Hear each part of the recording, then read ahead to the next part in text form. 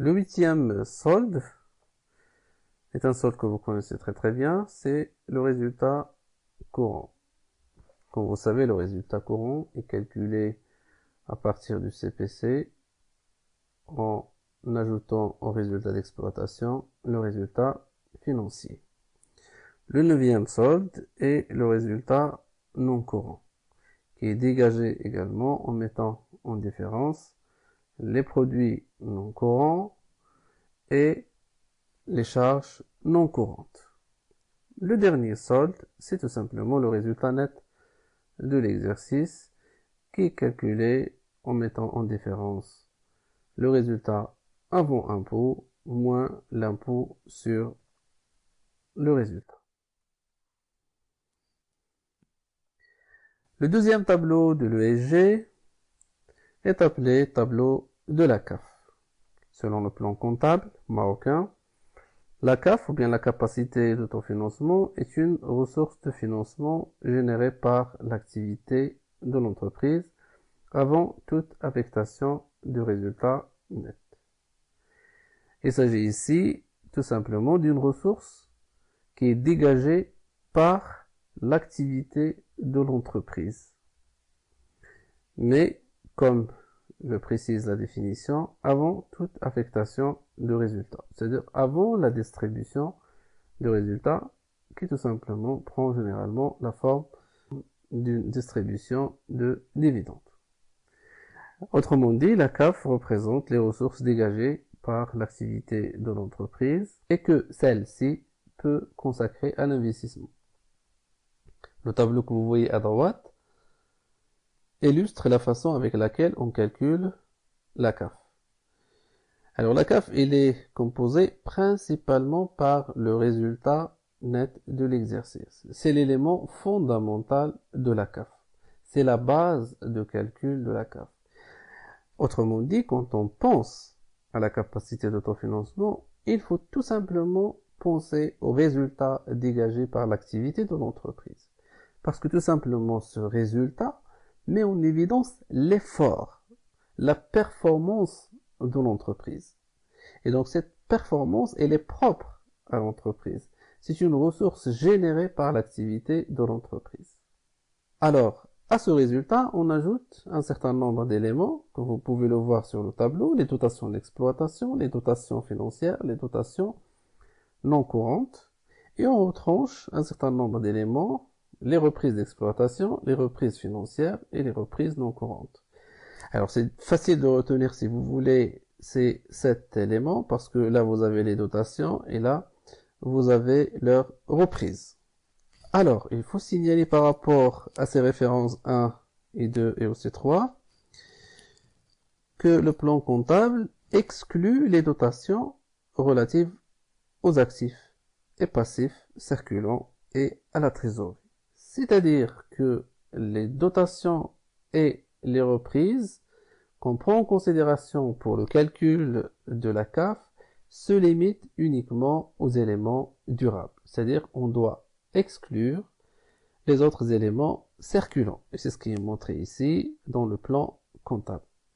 Autrement dit, on ne prend en considération pour le calcul de la CAF que les dotations qui portent sur les éléments durables, à savoir l'actif immobilisé, parce qu'il y a beaucoup d'éléments qui sont amortissables et donc touchés par les dotations d'amortissement et aussi des provisions, et aussi au niveau du financement permanent, parce que là également, nous avons des provisions, comme vous pouvez le voir, au niveau de la rubrique 15, les provisions pour risques et charges, et nous avons également d'autres dotations, comme les dotations pour les provisions réglementées, voire la rubrique 13.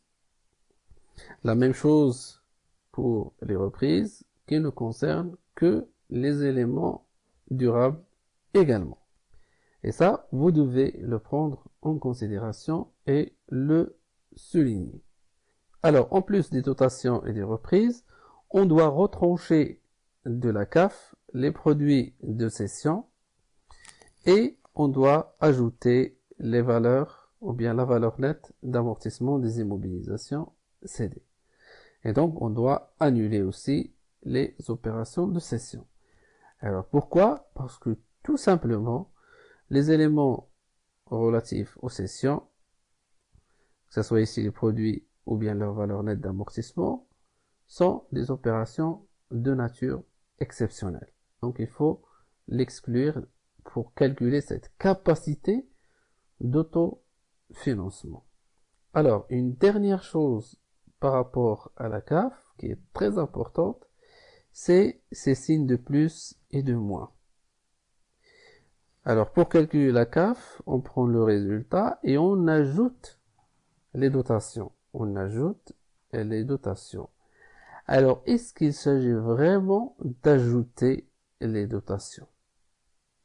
Alors, je vous laisse quand même réfléchir également sur ce point pour un petit moment.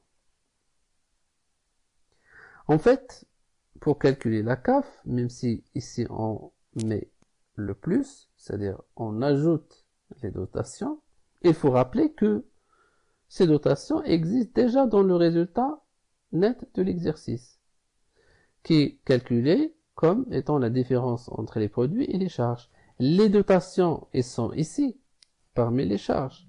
Et donc, ils ont ici un signe moins. Quand vous faites plus les dotations, alors que vous avez déjà ici moins les dotations, donc moins plus, donc en fait, vous êtes en train de neutraliser l'effet de dotation sur le résultat, et non pas en train d'ajouter. Donc ce plus-là, il faut le comprendre dans ce sens-là. C'est-à-dire, on n'ajoute pas, à vrai dire, mais ce qu'on fait, c'est tout simplement d'annuler l'effet de ces dotations sur le résultat, parce que déjà dans le résultat, nous avons les dotations ici, moins les dotations, plus les dotations, et donc on est en train d'annuler ou bien de neutraliser l'effet des dotations, que ce soit d'exploitation financière ou non courante. Alors pourquoi on neutralise l'effet des dotations? Parce que tout simplement, les dotations, que ce soit aux amortissements ou bien aux provisions, sont ce qu'on appelle des charges non décaissables. Qu'est-ce que ça veut dire une charge non décaissable? Alors, dans les CPC, et précisément dans les charges, il y a deux types de charges. Il y a les charges qui sont décaissables et il y a des charges qui ne sont pas décaissables ou bien qui sont non décaissables. Alors, je vais vous donner un exemple de la première catégorie et un exemple de la deuxième catégorie pour que vous compreniez la logique.